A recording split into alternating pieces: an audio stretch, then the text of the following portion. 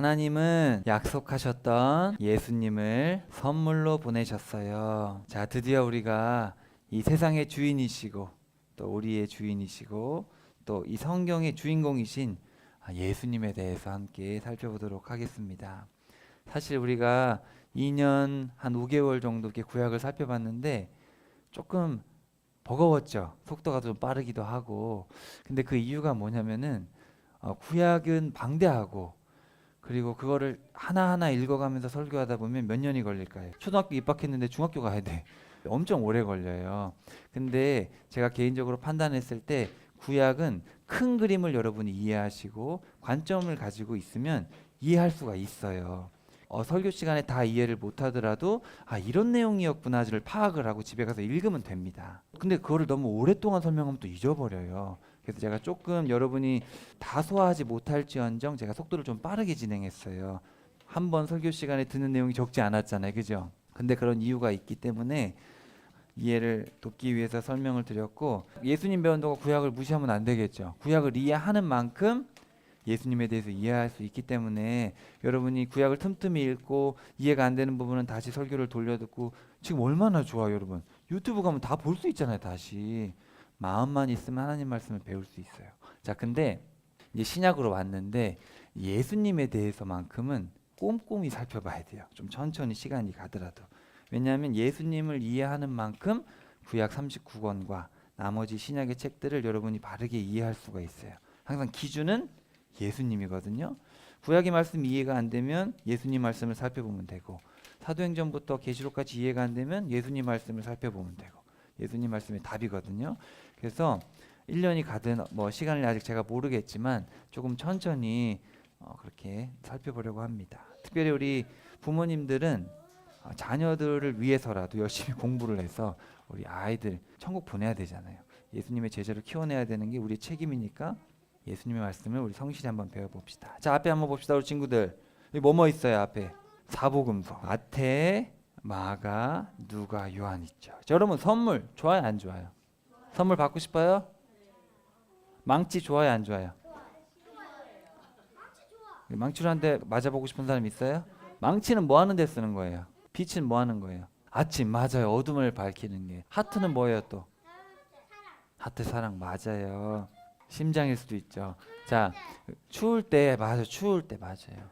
자, 선물, 망치, 빛, 은혜 요 네 가지만 기억하면 돼요. 알겠죠? 예수님에 대해서 예수님이 헬라라는 말은 그리스예요. 그리스어로 이에수스라 그래요. 근데 이거는 원래 예수님이 헬라어를 쓰셨느냐? 그렇진 않겠죠. 예수님은 유대인이잖아요. 그 당시 아람어를 썼다는 사람도 있고 히브리어를 썼다는 사람도 있어요. 뭐 정확하지 않아요. 우리가 가보지 않아서. 근데 분명한 거는 그 당시에 헬라어를 썼기 때문에 성경의 저자들은 헬라어를 쓰는 사람들은 아니었지만 익숙했겠죠. 그래서 쓴 거예요. 근데 이 예수님이란 말이 구약의 누구의 이름과 같을까요? 여호수아. 어떤 사람은 호세아랑 같다. 뭐 근데 그게 그거죠. 호세아란 뜻은 구원이란 뜻이고 호세아에다가 야훼, 여호와를 붙이면 구원하시는 여호와, 여호수아가 되는 거예요. 그래서 그냥 쉽게 예수님의 이름은 여호수아의 이름과 같다. 그래서 구원하시는 여호와란 뜻입니다. 그러니까 구원이라고 생각하면 돼요. 구원자구나. 이름 자체가. 근데 이 이름이 특별한 이름이냐? 그건 또 아니었어요. 예수님이란 이름이 흔했어요. 그 당시에.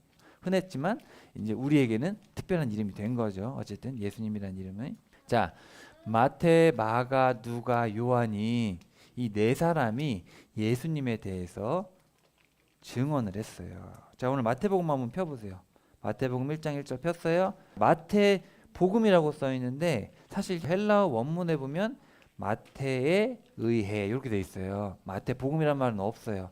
마태에 의해. 그래서 저는 개인적으로 거기다 쓰세요. 마태의 증언. 그게 더 맞습니다. 복음은 뭐예요? 우리 친구들 복음이 무슨 뜻이에요? 좋은 소리잖아요. 좋은 소리. 예. 근데 여기 보면 좋은 소리만 써 있진 않아요.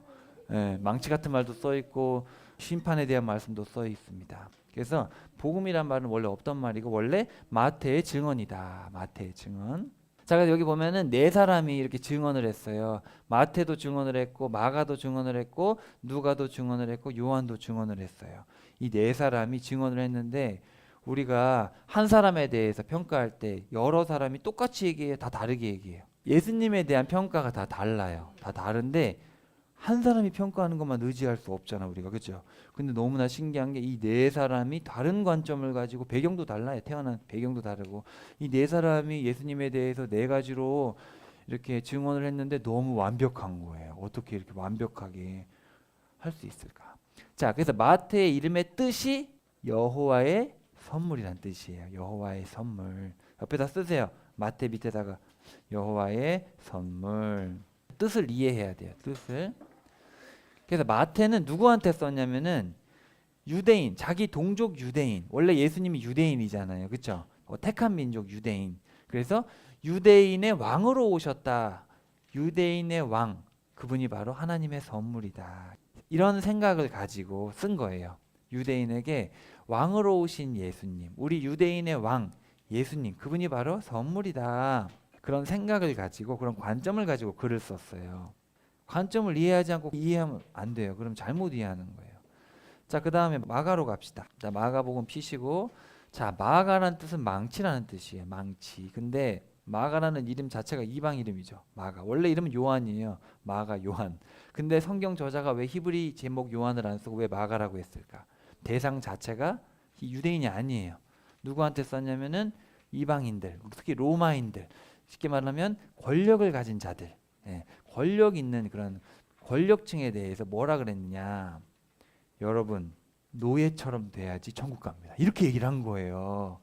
어떤 노예? 충격적이죠. 뭐냐면 우리 예수님께서 말씀하시기를 자기를 부인하고 십자가를 지고 모든 사람의 종이 되지, 모든 사람의 노예가 되지 아니하면, 모든 사람을 섬기지 아니하면 예수님의 제자가 될 수 없고 천국에 갈 수 없다. 이런 얘기를 한 거예요. 충격적이 안 충격적이에요? 당시 사람들은 어떤 신을 믿었어요? 그리스 로마 신화 우리 봤잖아요. 제우스. 머리가 휘황찬란하고 멋있잖아요. 그러면은 그 당시에는 신의 사랑을 받는다는 뜻은 뭐겠어요? 잘 살고 멋있고 로마 시민이 되고 그러면은 뭔가 야, 이 사람 대단하네. 나중에 좋은 세상 가겠네. 그렇게 생각했을 거 아니에요. 막 똑똑하고 맨날 그리스 사람들 밥도 안 먹고 뭐 했어요? 맨날 얘기했어요. 막 그게 대단한 건 줄 알고. 근데 그런 당시의 어떤 철학과 사조를 다 쳐부수는 깨부수는 얘기죠. 바로 낮아져야 된다. 그래서 우리 주님은 종으로 오셨다. 예수님은 종으로 오셨다. 섬기는 노예로 오셨다. 그리고 우리도 그렇게 섬기는 노예가 돼야지 우리가 천국에 갈 수 있다. 그런 망치로 한데 얻어 맞은 것 같은 충격적인 얘기를 하는 거예요. 마가가 그런 관점으로 쓴 거예요. 왜냐하면 마가가 누군지 알아요? 부잣집 아들. 부잣집 아들이 예수님 십자가에 달리러 가셨을 때 자기는 잠자고 있다가 엄마가 가라 그래가지고 이불 덮고 맨몸으로 갔다가 막 불이 나게 도망가는 그런 철없는 사람이었는데 그런 사람이 나중에 자기를 낮추고 베드로를 통역하면서 이렇게 다녔죠. 자, 그 다음에 누가 봅시다. 누가. 자, 누가는 어떤 관점으로 썼느냐. 누가는 어둠을 비추시러 오신 예수님이다. 그렇게 썼어요. 어둠을 비추러 오셨다. 그분은 사람이 되셔서 사람으로 오셔서 어두운 곳. 어두운 곳이 어디예요? 가난한 사람들. 그렇죠? 또 아픈 사람들, 나병 환자들, 당시 사회에서 인정받지 못했던 사람들, 또 여성들, 당시 여성들은 종속되었기 때문에 또 어린이들, 또 특별히 갈릴리, 그죠? 갈릴리가 어두운 곳이잖아요. 이방 사람들. 그렇게 어두운 곳에 빛을 비추러 오신 사람이 되신 하나님이신데 사람이 되셔가지고 어두운 곳을 비추시는 분이다. 그런 관점으로 썼어요. 자, 그 다음에 이 세 사람은 비슷한 시기에 썼는데 나중에 다 이제 하늘나라 가고 나서 요한만 남았어요. 90년이 넘어가지고 한참 지나서 나중에 요한만 남았을 때 요한이 원래 별명이 뭐였죠? 우레의 자식이잖아요. 번개 같은 성격 우락부락하고 막 거칠고 그랬는데 이 사람이 나이가 이제 들어서 하나님의 사랑 안에 사랑으로 가득 차게 된 거예요. 이 사람이. 하나님의 사랑을 깨닫고 하나님이 우리를 이처럼 사랑하셨다. 그래가지고 이 사람은 이 하나님의 선물이시자 또 충격적이자 빛으로 오신 그분 사실은 우리에게 하나님의 은혜가 무엇인지를 알려주기 위해서 오신 분이다. 온 열방의 하나님 그리고 그 예수님은 왕이시고 종이시고 사람이지만 그분은 하나님이시다. 얘기를 했어요. 그런 관점을 가지고 그래서 요한의 이름의 뜻이 은혜로우신 여호와.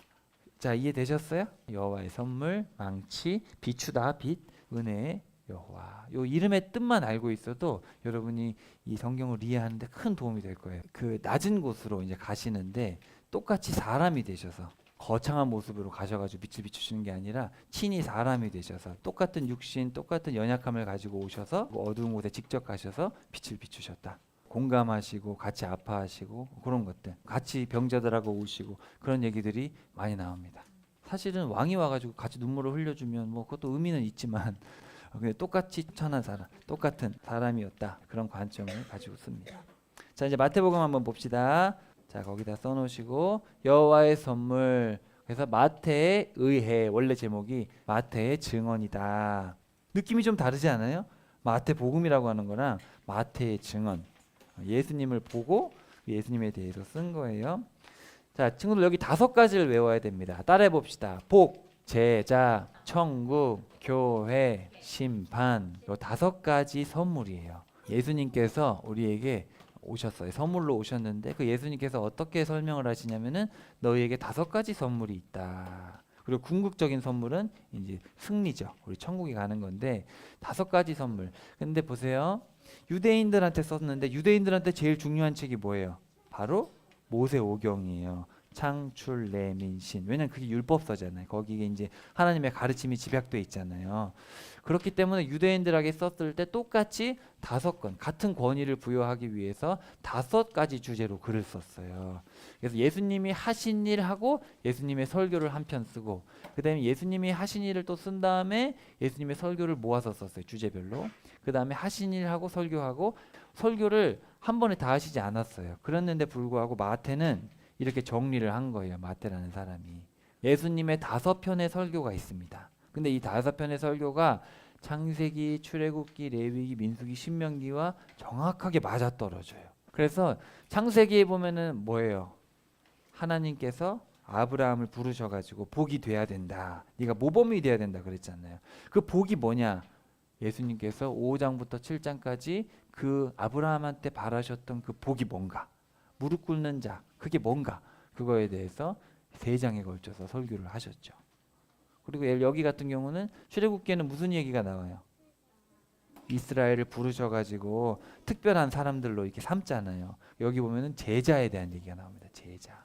그리고 이제 제일 중요한 건 항상 가운데 있는데 제일 중요한 건 천국이겠죠. 천국. 그래서 우리도 레위기에 보면은 뭐예요? 부르심인데 불러가지고 가장 중요한 핵심 말씀 어떻게 우리가 살아가야 되는가가 거기 써 있잖아요.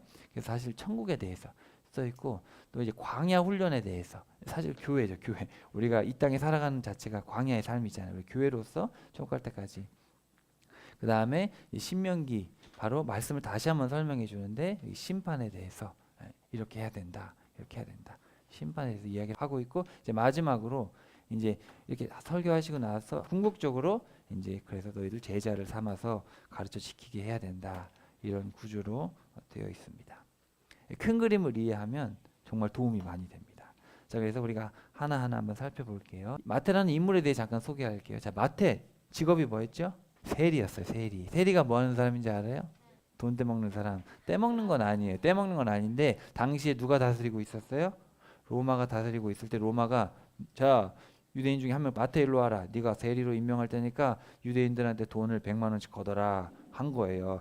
자 너희들이 예를 들어서 200만 원을 벌면은 100만 원을 로마한테 갖다 바쳐라. 그렇게 한 거예요. 그러면은 이제 세리 마태가 사람들한테 100만 원씩 받는데 100만 원씩 받는 게 아니라 105만 원씩 받는 거예요. 그래가지고 100만 원은 로마한테 갖다 주고 그 5만 원은 누구 거예요? 내 거예요. 그러니까 유대인들 입장에서는 저 자식 저거 로마에 빌붙어가지고 자기 돈 벌어 먹으려고 저 나쁜 놈이구만 그랬겠죠. 그래가지고 세리라고 하면은 저 나쁜 자식 저 자식은 지옥 갈 거야. 그렇게 생각을 했단 말이에요. 그랬는데 예수님이 오셔가지고 마태야 나를 따라오너라. 따라온 거예요. 다 내려놓고. 그럼 마태가 맨날 돈 관리하는 사람이니까 뭘 잘하겠어요? 계산을 잘해. 분류를 잘해야 되잖아요. 그러다 보니까 예수님의 말씀도 분류를 참 잘해놨어. 구조가 딱 이렇게 되어 있어요. 5편으로. 자, 그래서 오늘 살펴볼 내용은 1장부터 4장까지 구약의 성취. 예수님이 어떤 분이냐? 바로 이 구약의 말씀들이 그대로 이루어진 분이다. 이런 얘기를 7가지로 하고 있습니다. 7가지. 7가지 말씀을 1, 2, 3, 4, 5, 6, 7 이렇게 이 말씀이 성취됐다. 이 말씀이 성취됐다. 요런 얘기를 쭉 하고 있어요. 근데 이제 첫 번째는 이거는 어떤 구절을 해서 이게 성취됐다고는 얘기 안 하지만 아브라함과 다윗의 후손으로 오셨다. 뭐 너무나 당연한 거죠. 이거는 그냥 이분의 출신에 대해서 딱 선포하고 나서 7가지 얘기를 쭉 하고 성경에 보면 6과 7 사이에 항상 뭘 집어넣습니다. 의도적인 거예요. 6과 7 사이에 예수님께서 구약의 말씀으로 마귀를 물리치시는 이야기가 나오고 있어요. 1장 1절에 보면은 예수 그리스도 다윗의 자손이며 아브라함의 자손이신 분의 출현의 기원이다 이렇게 되어 있습니다. 근데 원문에 보면은 책이라는 말이 제일 먼저 나와요. 책이다. 그리고 이 게네시스라는 말이 18절 한번 보시면 예수 그리스도의 태어나심은 이러했다. 출생은 이러했다. 그렇게 보이시죠? 18절에. 그 18절에 그 태어나심, 출생이란 말과 같은 뜻이에요. 그러니까 사실은 출생의 책, 태어나심의 책. 그건 뭐예요? 족보죠, 족보. 그래서 옛날 성경에는 예수 그리스도의 족보다, 계보다 이렇게 써 있어요. 근데 중요한 건 그 앞에 원래 족보다 이렇게 하고 선포를 하는 거예요. 족보다. 그러면 여러분 족보 얘기를 하는 이유는 이 책이 지금 누구한테 썼다는 얘기예요? 유대인한테 썼다는 얘기예요. 네, 유대인. 그래서 아브라함의 자손, 다윗의 자손, 예수 그리스도의 출생에 대한 책이다. 이렇게 되어 있습니다. 그래서 저기다가 출현의 기원, 여기는 기원이라고 했어요. 이 마태복음 전체를 아우르는 제목이라고 판단하고 번역을 한 건데, 자 거기다가 족보라고 써놓아도 될 것 같아요. 족보다, 족보라고 하고 책, 이 책에다가 동그라미 치세요. 책, 여기 되게 중요한 단어입니다. 앞에 나오는 의미가 되게 중요해요. 책. 1월 1일에 연도를 배웠는데 아브라함이 몇 년도 사람일까요? 자, 홍수가 2300년 정도예요. 그러니까 2000년이라고 생각하시면 된다. BC 2000년. 거기 써놓으세요. 그냥 아브라함 BC 2000년. 그러면 다윗은 언제냐? BC 1000년입니다. 그럼 예수님은 BC 6년이잖아요. 그러니까 아브라함과 다윗까지 몇 년? 1000년. 다윗부터 예수님까지 몇 년? 1000년. 그죠? 2000년이죠. 창세기 22장 한번 펴봅시다. 22장 15절 봅시다.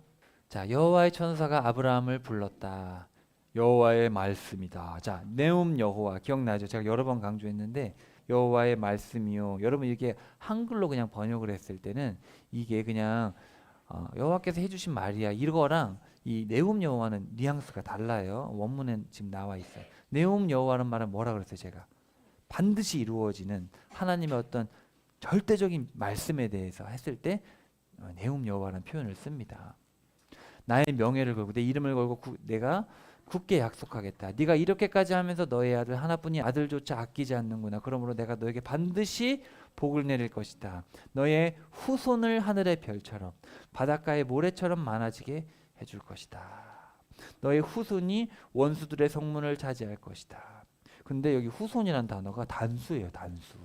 땅의 모든 민족들이 너의 후손 덕분에 복을 받을 것이다. 여러분 후손하면 막 여러 명 생각하죠. 딱 떠오르는 단어가. 근데 원문에 보면 단수로 써 있습니다. 네가 나의 말을 잘 청종했기 때문이다.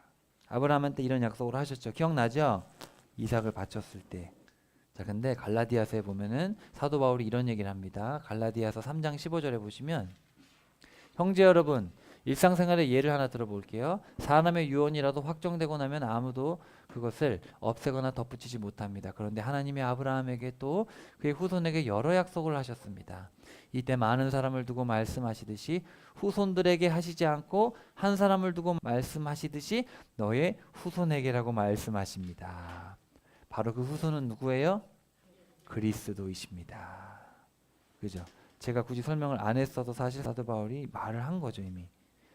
후손이 단수라는 거예요. 단수.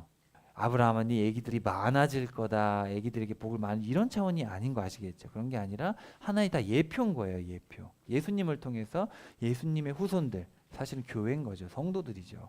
그 복된 그거를 이미 2000년 전부터 계획을 하신 거예요. 그것을 이루셨다. 자, 그다음에 다윗 한번 봅시다. 자, 다윗이 하나님은 어떻게 저는 텐트에 계세요? 저는 이렇게 좋은 백향목집에 있는데 하나님 텐트에 계시네. 그랬더니 네가 나를 위해 집을 지으려고 하냐?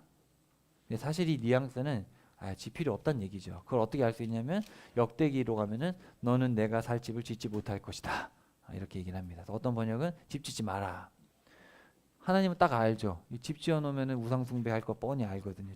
건물이 우상이 될 걸 뻔히 아시거든요. 여호와가 너에게 알려준다. 여호와가 너에게 집을 하나 지어줄 것이라는 것을. 너의 살 날이 다 차서야 네가 너희 조상들과 함께 누울 것이다. 그럼 내가 너의 자식을 너의 뒤에 세울 것이다. 너의 몸에서 나올 자식이지. 그러고는 내가 그의 왕국을 튼튼하게 해줄 것이다. 그가 나의 이름을 위해 집을 지을 것이다. 나는 그의 왕국의 임금자리를 영원에 이르도록 굳게 세워줄 것이고 나야말로 그에게 아버지가 되고 바로 그가 나에게 아들이 될 것이다. 누구 같아요 이거? 직접적으로 바로 얘기하면 솔로몬입니다. 솔로몬한테 얘기를 하는 거예요. 근데 보세요. 자, 그가 잘못하면 나는 그를 사람들의 회초리로 인간의 매질로서 바로잡아 줄 것이다. 자, 나의 한결같은 사랑이 그에게 떠나지 않을 것이고 너의 집과 너의 왕국은 보존되어 너의 앞에서 영원에 이를 것이다. 너의 임금자리가 유지되어 영원에 이를 것이다. 자, 이거를 그대로 보면은 사실은 솔로몬에게 한 얘기인데 사실은 이것도 하나의 예표죠. 이게 누구를 가리키고 있는 거예요? 예수님에 대해서 가리키고 있는 거예요. 근데 예수님은 잘못할 수 있어요, 없어요?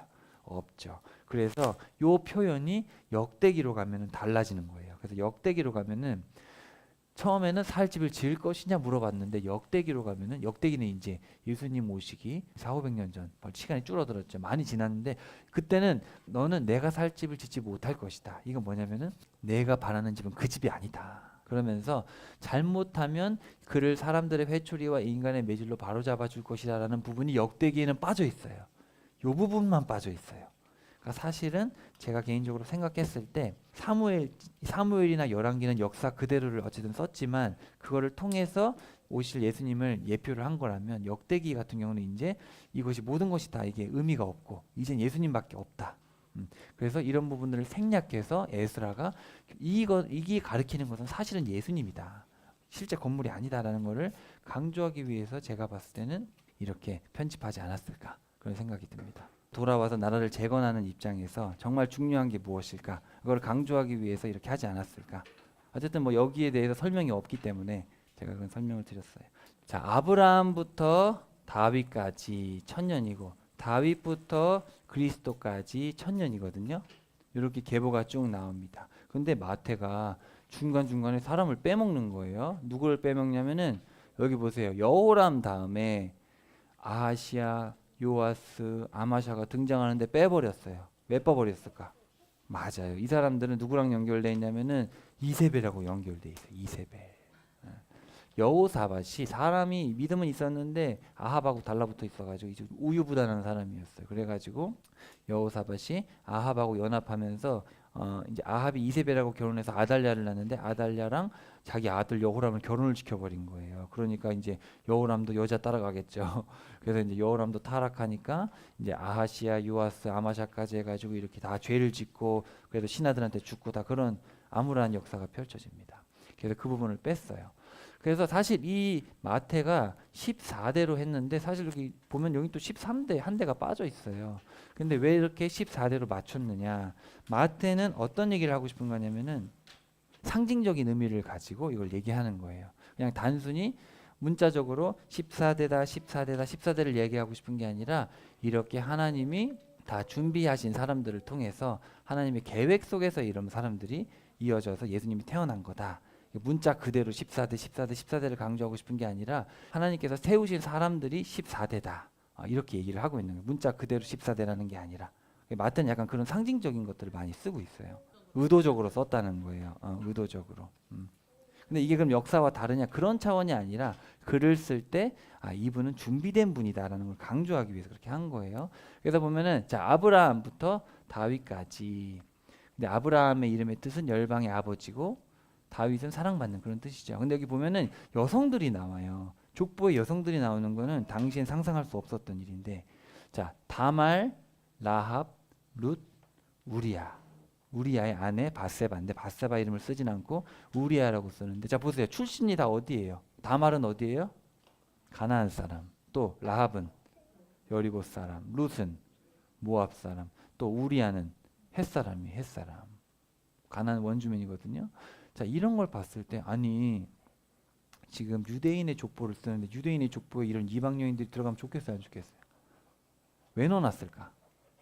나중에 마태복음을 보면은 유대인들한테 많은 표적을 보이시고 돌아오라 하는데 돌아오질 않아요. 그래서 예수님이 유대 땅을 떠나서 이방 땅으로 가서 전도를 합니다. 오병이어 일으키고 무리를 걸었는데 이 사람들이 돌아오질 않으니까 이방 땅으로 가서 칠병이어를 일으켜요. 마태는 유대인들한테 쓰면서도 결국 복음이 이방인에게로 넘어간다는 얘기를 하고 있어요. 그런 의미에서 지금 이방인들까지 다 넣어놨어요. 거기 그리고 남자와 여자를 이렇게 구별하시거나 이방인들 차별하는 그런 분이 아니라는 것도 얘기를 하고 있는 거죠. 이 다윗이라는 그 히브리어 보면은 히브리어는 각 단어마다 예를 들어서 우리나라 말도 뭐 가나다가 있잖아요. 그 기억에 대한 숫자 값이 있어요. 그래서 다윗이라는 히브리어를 다비드를 세자인데 그거를 이제 하면은 14라는 숫자가 나옵니다. 예, 그게 상징적인 거죠. 그러니까 14 하면 딱 다윗 떠올리는 거 이 사람들은.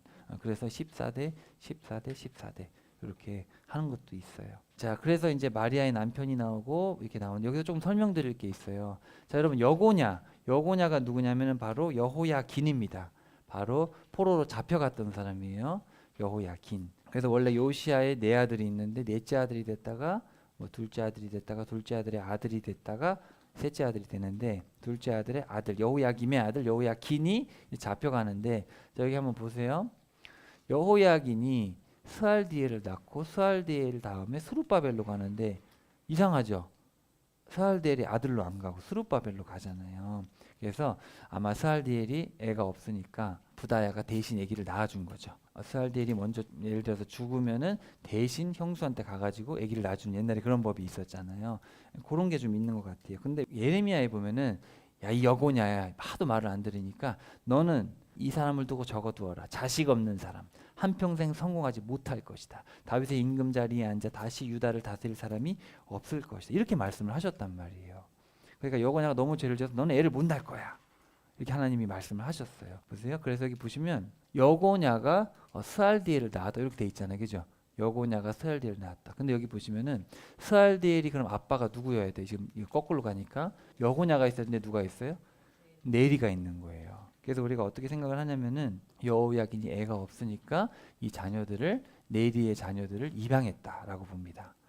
근데 이것도 학자들의 생각이 성경에 없으니까 왜냐하면 성경에서는 분명 여호야긴이 애를 못 낳을 거라 그랬는데 그래서 그 네리의 아들들을 데리고 와서 입양을 하고 스알디엘도 자녀가 없어서 이제 스룹바벨이 태어나고 그렇게 생각을 합니다. 근데 이게 왜 중요하냐면은 여기 보시면은 그러면은 요셉이 아들을 낳으면은 요셉의 혈통에서 태어난 사람 그렇죠? 그럼 예수님이 돼야 되는데 그렇지가 않은 거예요.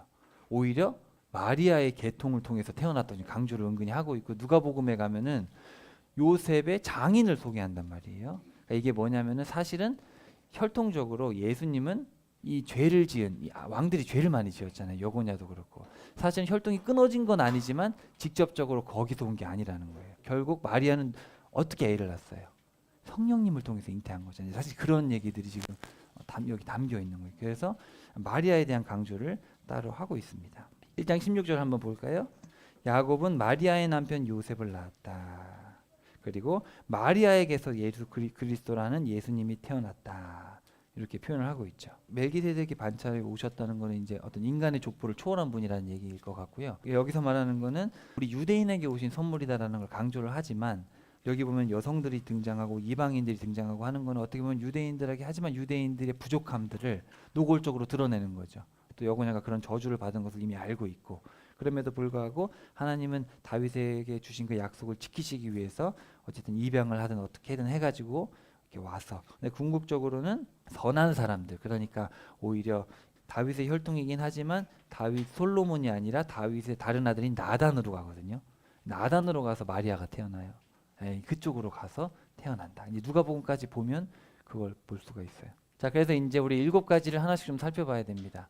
자, 처녀 잉태. 18절부터 쭉 보시면은 예수 그리스도가 태어나심을 이랬다. 자, 예수님의 어머니 마리아가 요셉과 약혼을 했는데 같이 한 방을 쓰기도 전에 아기가 생겼다. 같이 살기도 전에 아기를 주신 거예요.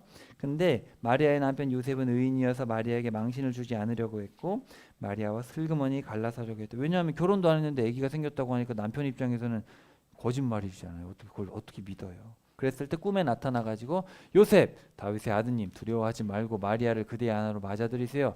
마리아에게 생긴 아기는 성령님에게서 비롯된 것입니다. 마리아가 아들을 낳을 텐데 그 이름을 예수라고 하세요. 그 아이가 그의 백성을 여러 죄에서 구원할 것입니다.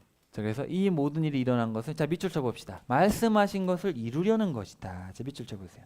말씀하신 것을 이루려는 것입니다. 자 마태가 강조하는 것은 뭐예요? 말씀을 이루려 하는 것이다. 1장부터 4장까지 계속 반복되는 것은 말씀을 이루려고 하는 것이다. 그러니까 마태는 지금 예수님의 옛날 어릴 적 얘기를 다 쓰는 게 아니에요. 다 쓰는 게 아니라 뭘만 쓰는 거예요? 말씀이 이루어진 그 맥락들만 쓰는 거예요. 그러니까 성경은 의도를 가지고 쓰는 거지 그렇게 막 있었던 얘기 왜 이건 안 쓰고 왜 이건 이렇게 이런 게 아니에요. 그러면서 보라 처녀가 아기를 가져 아기를 낳을 텐데 사람들이 그 이름을 임마누엘이라고 부를 것이다. 그 이름을 번역해서 옮기면 하나님이 우리와 함께 계신다라는 뜻이다. 자 여기 여러 죄라고 번역된 이 죄 하마르티아라는 말인데 하마르티아 자 관역에서 벗어났다는 뜻입니다. 이제 구약에서 차용한 거죠 사실은. 구약에서 이 차용했던 이 단어는 뭐냐면은 관계에 대한 거예요. 이웃과의 관계. 굳이 따지자면 히브리어에도 죄에 대한 게 여러 가지가 있거든요. 뭐 자기 내가 삐뚤어져 있다, 또는 하나님께 반역했다. 근데 여기서 말하는 이 죄, 여기서 쓰는 이 죄는 물론 헬라 시대는 좀 더 광범위하긴 하지만 관계적인 거예요. 그러니까 틀어진 관계에서 우리를 구원하실 것이다. 자 그래서 우리 옛날에 공부를 했었는데 여러분 기억나시나 모르겠어요. 그때 아하스가 다스리고 있을 때였습니다. 근데 북쪽하고 저기 북이스라엘하고 여기 아람이 힘을 합쳐가지고 막 쳐들어오는 거예요. 그 겁이 나요 안 나요? 아하스가 겁이 나는 거예요. 그러니까 믿음을 주시기 위해서 이사야를 보내가지고 그래 뭐든지 구해봐라. 내가 보여줄게. 내가 얼마나 전능한지 보여줄게. 근데 아하스가 끝내 하나님 말씀 난 그런 거 필요 없어요. 무시하는 거예요. 그랬더니 네가 아무것도 안 구하고 나를 불신하냐? 처녀가 잉태해서 아들을 낳을 것이고 그 이름을 임마누엘이라 부를 것이다. 그 아이가 옳고 그름을 분별할 나이가 되기 전에 그러니까 대여섯 살 자 그 4, 5년 안에 아람과 북이스라엘은 황폐하게 될 것이다. 이런 얘기를 한 거예요. 자 그러면은 처녀가 잉태해서 아들을 낳았어요. 그러면 이게 지금 언제 일어난 거예요? 그때 일어난 일이죠. 그때 일어난 일이에요. 근데 마태는 이거를 보고 이것은 예표다. 이런 예언은 예수님에 대해서 직접적으로 한 예언이 아니죠. 이해가 되세요? 700년 후에 처녀가 잉태할 것이다가 아니고 그 당시에 지금 이런 일이 있었는데 이것이 하나의 예표로서 마태가 지금 설명을 하고 있는 거예요. 다른 데는 별로 안 그러는데 유독 마태가 그래요. 유독 마태가 이거는 직접적으로 예수님에 대한 예언이 아닌데 이걸 가지고 이건 사실 하나의 예표였다. 아하스가 믿음이 없으니까 그런 징조를 보여주셨고 그런 일이 일어났겠죠. 왜냐하면 이 구절을 봤을 때 이거는 700년 후에 일어날 일이라고 얘기하지 않거든요. 왜냐하면 그 뒤로 좀 볼게요. 좀 시간이 가니까. 자, 그래서 여기 보시면은 이런 얘기를 쭉 하면서 나중에 임마누엘이 또 나옵니다. 나중에 이사야가 얘기를 나요. 이사야 얘기를 할 때 마헬살날 하스바스라는 아기가 태어날 건데 아빠 엄마를 부를 줄 알기 전에 그러면 엄마 아빠 부르는 건 몇 살이에요? 1살이면 부르잖아요. 그렇죠? 그 전에 이렇게 될 것이다. 그러면서 임마누엘 하나님이 함께 하신다. 이것도 하나의 예표죠. 이런 걸 봤을 때 이사야서에 있었던 이런 일들을 통해서 이것도 하나의 예표구나. 그렇게 하는 거죠. 이게 마태의 관점인 거예요. 그래서 어떤 분들은 마태가 억지스럽게 했다. 그렇게 하는 목사님들도 있어요. 근데 우리가 성경을 봤을 때 하나의 예표를 가지고 이것이 이렇게 이루어졌다라고 지금 마태는 그런 관점을 가지고 쓰는 거구나. 그게 그 당시에 있었던 일이지만 이것이 예수님에 대한 예표였구나. 그렇게 이해하는 게 맞다고 봅니다. 저는. 그러니까 임마누엘 예언이 700년 후에 일어난 게 아니라 그때 일어난 걸 가지고 마태는 이거는 예수님에 대한 예표였다. 예수님이 처녀 잉태했던 거는 700년 전에 처녀가 잉태해서 그 말씀이 이루어진 그것이 하나의 예표고 이게 실제다. 이렇게 얘기를 하는 거죠. 두 번째 이제 베들레헴에서 태어나셨다라는 얘기를 합니다. 그래서 여러분 자 헤롯 대왕 누군지 알죠? 우리 지난 시간에 배웠었는데 베들레헴. 자 베들레헴이 어디냐면은 여기 한번 지도 보세요. 앞에 자 우리 지도 전에 만들었었죠. 예수님 고향은 나사렛이고 저기서 가는 길은 요렇게 가야 돼요. 여기 밑으로 해가지고 여기 지도 만들었잖아. 기억나죠? 저기 엔케렘이라는 곳은 예루살렘에서 조금 떨어진 곳인데 거기는 세례 요한이 있던데 세례 요한 부모님 살던 데고 그리고 추정하고 있고요. 그다음 베들레헴은 예루살렘의 조금 아래쪽에 베들레헴이라는 곳이 있어요. 자, 그 베들레헴에서 태어날 것이다. 미가를 통해서 말씀을 하셨습니다. 누구 시절에 태어났냐면은 자 2장 1절에 보시면은 베들레헴에서 태어나시는데 헤롯 임금 이 헤롯이 누구냐면 바로 헤롯 대왕입니다. 헤롯 대왕 거기 써놓으시면 좋을 것 같아요. 우리 헤롯이 너무 많아가지고 헤롯 대왕 BC 37년부터 BC 4년까지 다스렸던 이 헤롯 대왕. 헤롯 대왕이 BC 4년에 죽었으니까 그럼 예수님은 몇 년에 태어났겠어요? 그 전에 태어났겠죠. 그죠? 근데 헤롯 대왕이 죽기 전에 몇 살 이하를 죽이라고 그랬는지 알아요? 2살. 그러니까 예수님이 태어난 거는 6년이나 7년쯤 돼야겠죠. 근데 학자들이 또 계산을 해봤어요. 별자리를 열심히 연구했더니 엄청난 별의 운동이 있었던 거예요. BC 6년에.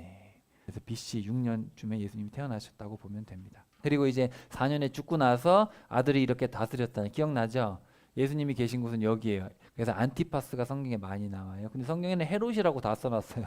누가 누군지 몰라요. 그래서 설교하면서 제가 설명드릴게요.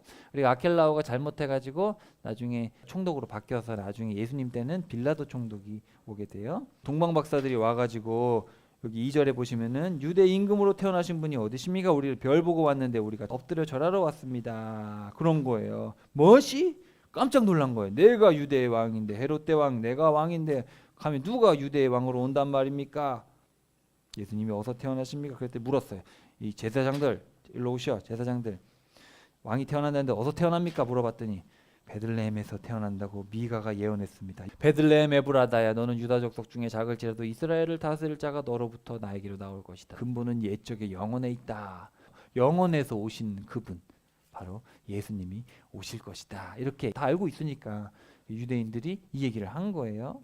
자, 그래가지고 이제 동방 박사들이 예수님한테 간 거죠. 동방 박사들이 가가지고 자 11절에 한번 봅시다. 11절에 보시면은 그러고는 그 집안으로 들어가서 그 아이가 엄마 마리아와 함께 있는 것을 보았다. 동방 박사들이 이제 예수님이 있는 집에 찾아간 거예요. 별을 따라 가가지고. 근데 여기 보면은 집이라고 번역되어 있는 저 단어는 태어난 사랑방이 아니에요.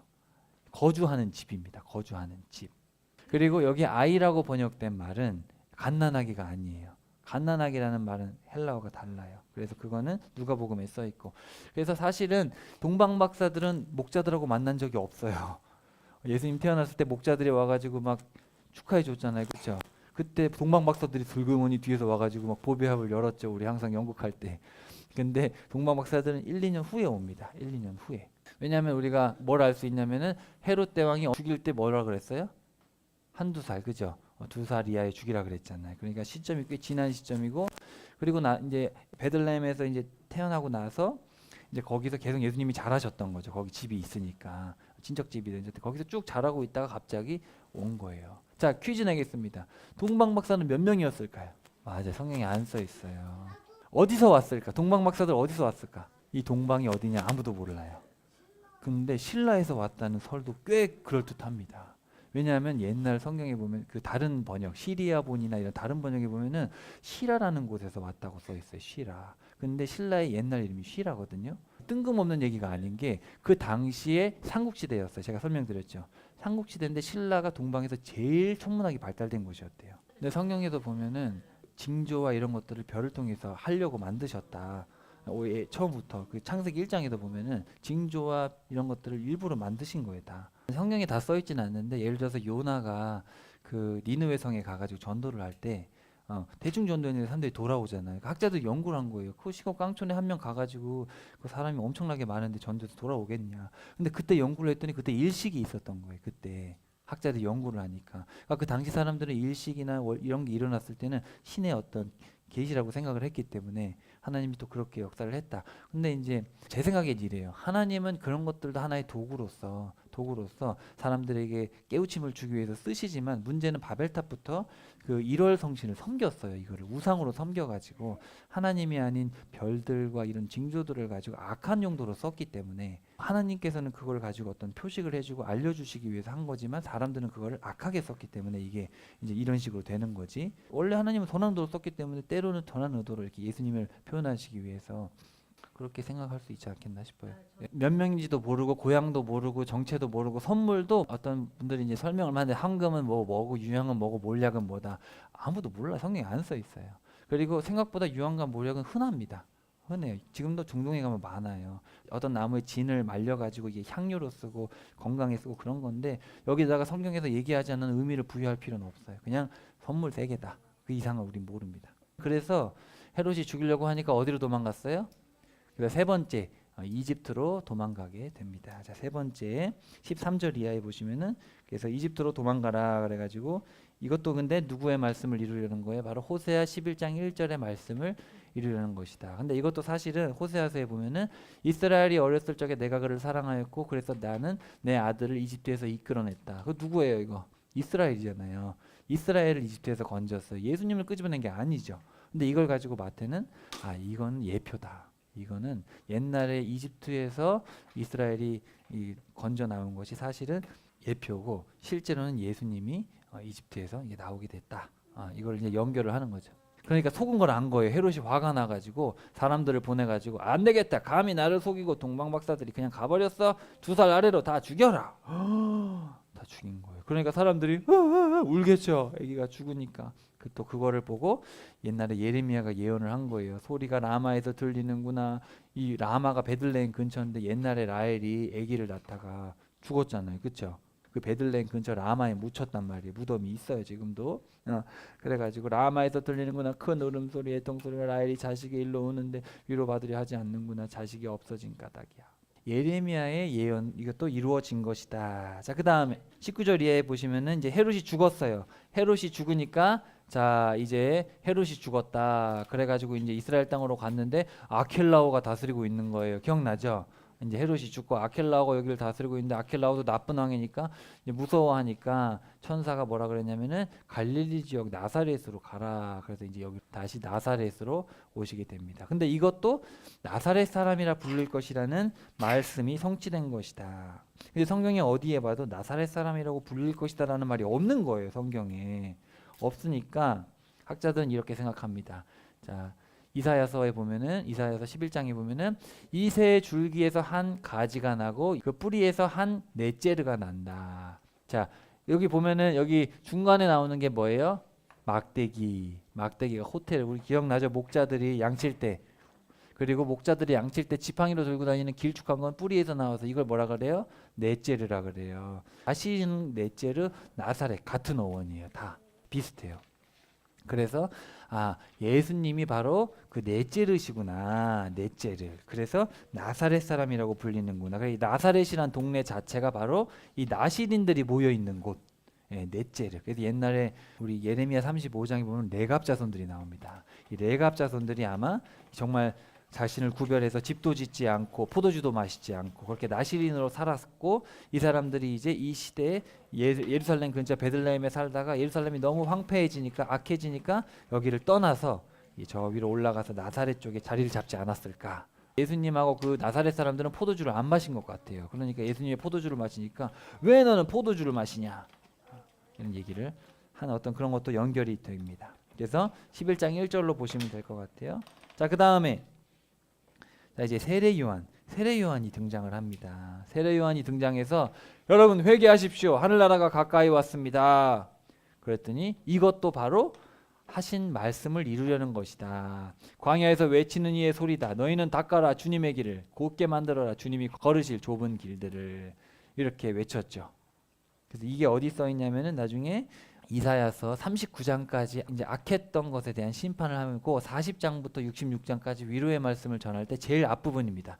위로하라 위로하라 그러면서 고레스를 통해서 이제 너희 죄값이 치러지고 회복된다. 그러면서 광야에서 여호와의 길을 준비하라. 사막에 하나님의 대로를 평탄케 하라. 그렇게 이사야서 40장에서 얘기를 하거든요. 근데 이 얘기가 사실은 이것도 예표죠. 왜냐하면 당시 이 얘기를 할 때는 지금 누구에 대한 얘기예요?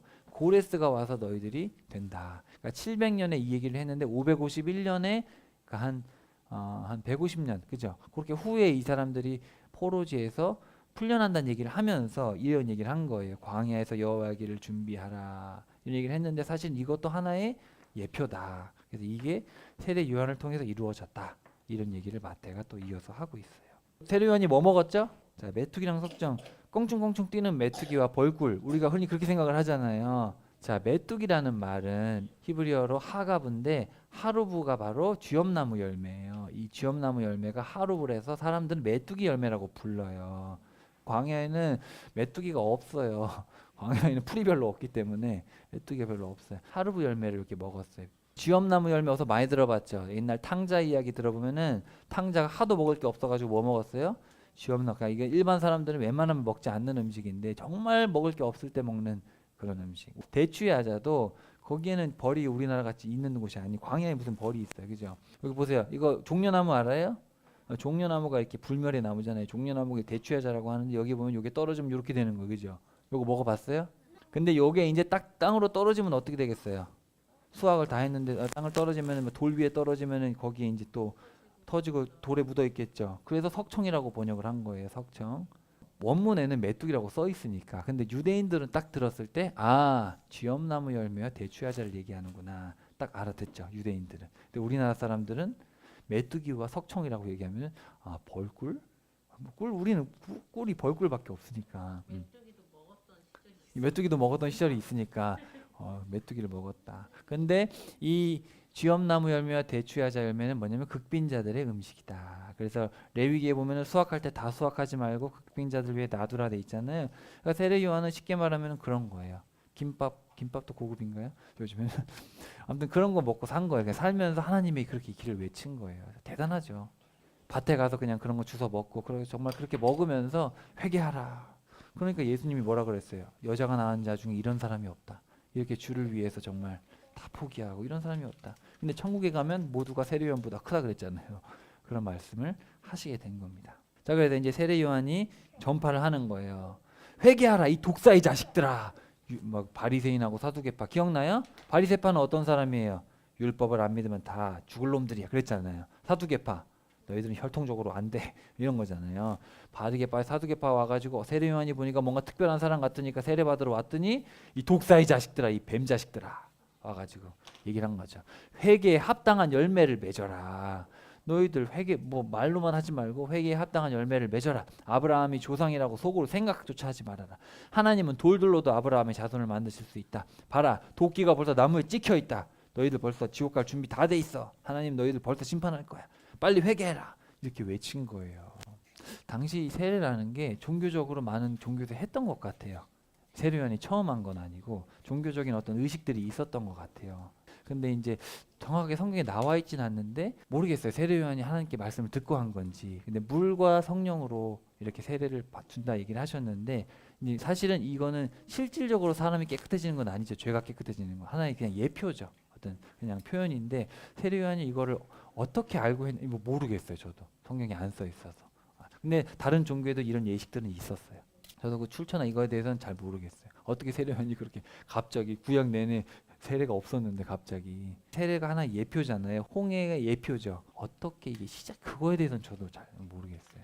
자 그래서 여러분 나는 여러분에게 물로 세례를 줍니다. 회개하도록. 하지만 내 뒤에 오시는 분은 나보다 더 힘이 있고 나는 그분의 샌들을 들어드릴 만하지도 못합니다. 샌들이라고 번역 잘했죠. 당시엔 샌들을 신고 있었는데 샌들은 누가 이게 풀어드리는 거예요? 노예들이 하는 노예들이. 나는 노예만도 못하다. 그분은 당신들에게 성령과 불로 그리고 그분의 손에는 까부르는 갈퀴가 있습니다. 이 갈퀴를 툭 쳐가지고 쓸모없는 거 갖다 버리고 이게 한 거예요. 그래서 쭉정이는 꺼지지 않는 불에 싹 태워버리실 것입니다. 이 이야기를 합니다. 자 그러면서 예수님이 갑자기 세례를 받으러 오신 거예요. 아니 예수님 내가 예수님께 세례를 받아야 되는데 어쩐데 저한테 세례를 받으시려고 합니까? 그랬더니 예수님이 자 이렇게 해서 의를 이루는 것이 우리에게 마땅합니다. 그러면서 예수님이 세례를 받을 때 하나님의 성령님이 비둘기처럼 내려와 예수님 위로 오셨다. 보라 하늘에서 소리가 났다. 내 사랑하는 아들이니 나는 그가 좋다. 나는 그를 기뻐한다. 여기 보면은 하나님, 성령님, 예수님, 성부, 성자, 성령 삼위일체 하나님이 다 계시죠. 놀라운 사건이죠. 그래서 이걸 통해서 사실은 그 주변에 있는 모든 사람들에게 이분이 하나님이고 하나님의 아들이라는 걸 드러낸 거예요. 근데 사람들이 알아듣냐? 못 알아들어요. 나중에 예수님이 이 얘기를 합니다. 안식일에 얘기를 하는데 너희들 하나님께서 분명히 이렇게 얘기를 하셨는데도 너희들 왜 못 알아듣냐? 그런 얘기를 하고 있어요. 자 그래서 이제 광야 6번째 했고 이제 광야로 시험을 받으러 가십니다. 예수님이 며칠 굶고 가셨죠?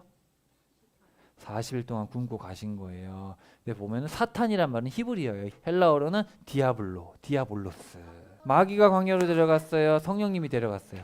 성령님이 데려갔어요. 그래서 첫 번째 시험은 뭐예요? 돌을 빵이 되게 해라. 그렇죠? 먹을 거 가지고 한 거예요. 몸의 욕심, 먹음직한 거. 그랬더니 사람이 빵으로만 살 것이 아니라 하나님의 말씀으로 사는 것이다.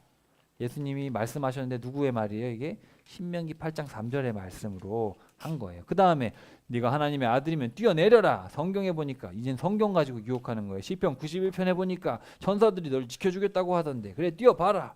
마귀가 성경 가지고 시험하니까 예수님이 하나님을 시험하지 말라.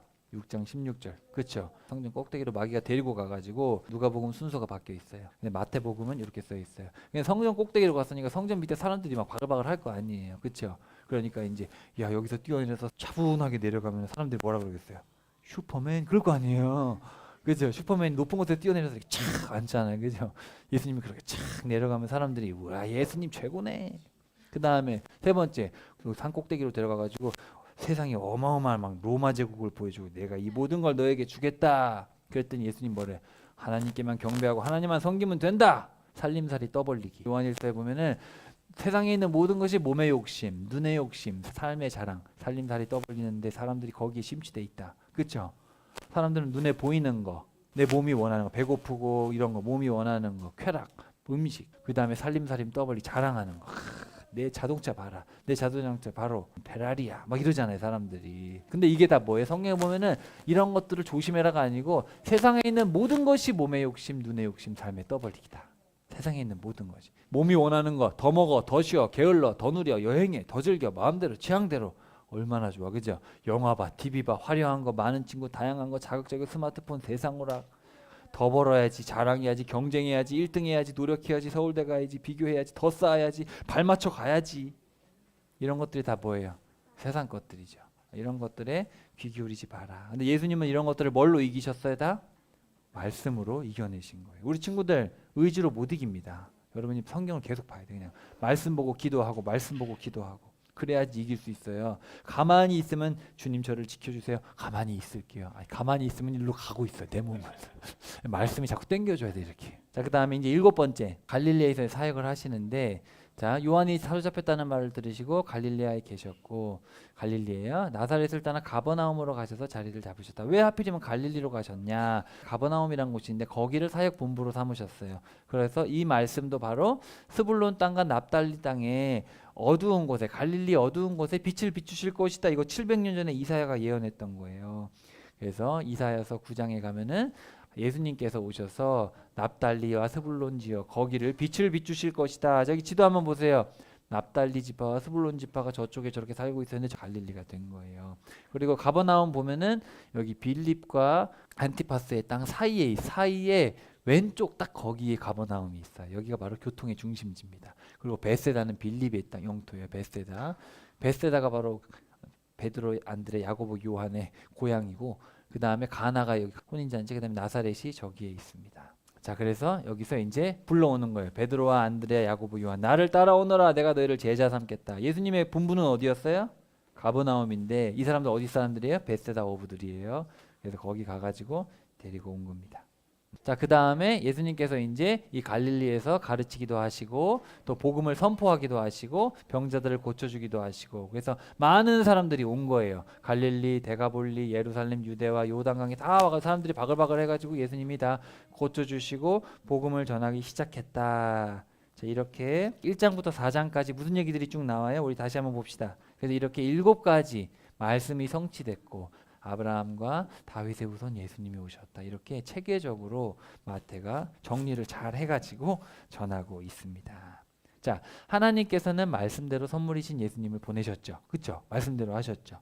그리고 하나님은 유대인이든 이방인이든 신실한 사람에게 선물을 주시는데 말씀에 순종할 수 있음이 사실은 가장 큰 선물이죠. 우리의 삶에. 자, 따라해 봅시다. 하나님은 약속하셨던 예수님을 선물로 보내셨어요. 자, 우리가 값없이 예수님을 선물로 받았잖아요.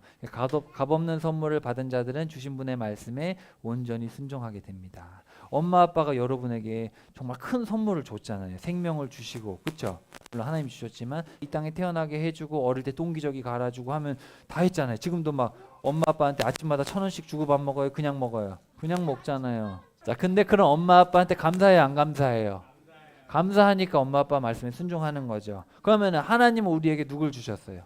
자신의 생명을 주셨잖아요. 그러니까 우리도 예수님께 대가를 바라지 않고 순종하는 거예요. 우리를 위해서 생명을 주셨으니까. 그래서 우리 이제 열심히 또 마태복음부터 쭉 배울 텐데 예수님에 대해서 열심히 배우고 예수님의 말씀에 순종할 수 있는 그런 순종하는 우리 모두가 되기를 바랍니다.